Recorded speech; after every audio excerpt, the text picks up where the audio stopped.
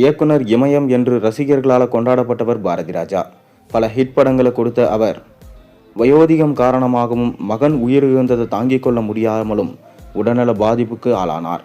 அவருக்கு மருத்துவமனையில் வைத்து சிகிச்சை அளிக்கப்பட்டது. இந்நிலையில் சிகிச்சை பலனின்றி அவர் உயிரிழந்துட்டார். வயது 84. அவரது உயிரிழப்பு ஒட்டுமொத்த தமிழ்நாட்டுக்கும் சோகத்தை ஏற்படுத்தியிருக்கு.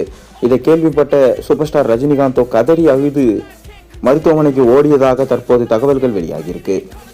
16 வயதினிலே திரைப்படத்தின் மூலம் இயக்குனரா அறிமுகமானவர் பாரதி ராஜா. அறிமுகமான பாரதி ராஜா முதல் படத்திலேயே கமல் மற்றும் ரஜினி அவர்களை இணைத்து பிளாக்பஸ்டர் வெற்றியை கொடுத்தார். ரஜினிக்கு பரட்டை என்கின்ற கதாபாத்திரத்தை கொடுத்து அதன் மூலம் ரஜினியை மிக பெரும் ஒரு ஆளாக மாற்றியவர் என்றால் பாரதி ராஜா என்று சொல்லலாம். மேலும் அவர் இயக்கிய கிழக்கே போகும் ரயில், சிகப்பு ரோஜாக்கள், மண் வாசனை, முதல் மரியாதை, வேதம் புதிது, கிழக்கு சீமையிலே, கருத்தம்மா உள்ளிட்ட பல படங்களை இயக்கினார். அவரது பெரும்பாலான படங்கள் கிராமத்து மண் வாசனையை ரசிகர்களுக்கு கடத்தியது. இதன் காரணமாக அவர் இயக்குனர் இமயம் என்று கொண்டாடப்பட்டார். பாரதி ராஜா இதுவரை தமிழ் சினிமாவில் ஏகப்பட்ட நடிகர்கள் நடிகைகளை அறிமுகப்படுத்தியிருக்கிறார். அவர்களில் சிலர் உயிரிழந்துட்டாங்க.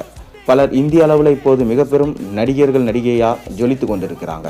ராதிகா, ராதா, ரேவதி என அவர் அறிமுகப்படுத்திய நடிகைகள் நடிகர்களின் லிஸ்ட் அவரது திரைப்படங்கள் மற்றும் புகழ் மாதிரி நீண்டு கொண்டே செல்லும் என்று சொல்லப்படுகிறது.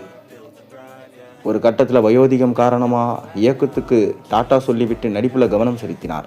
இயக்கத்திலும் எப்படி தனி முத்திரையை படித்தாரோ அதே போல நடிப்பிலும் அசத்தினார்.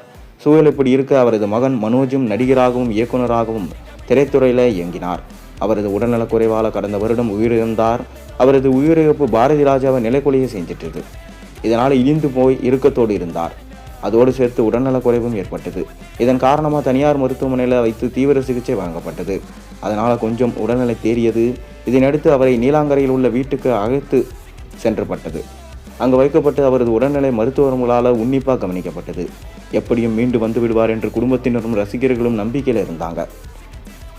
இந்நிலையில் இன்று அதிகாலை அவருக்கு திடீரென மீண்டும் உடல்நலக் குறைவு ஏற்பட்டது. அளிக்கப்பட்ட சிகிச்சையும் பலனளிக்காதனால உயிரிழந்துட்டார். அவருக்கு வயது 84. இதை கேட்டவுடனே சூப்பர் ஸ்டார் ரஜினிகாந்துக்கு மனம் தாங்க முடியாமல் அவர் தனது வருத்தத்தை தெரிவிச்சிருக்காரு. அதாவது, என்னை வாழ வைத்த தெய்வமான பாரதி ராஜா இன்று நம்மளோடு இல்லை. அவருக்கு வயதாகிவிட்டது என்று புரியுது. ஆனால் மகன் இறந்தபோது அவர் பட்ட துயரத்தையும் வேதனத்தையும் நான் கண்ணெதிரிருந்து பார்த்தேன்.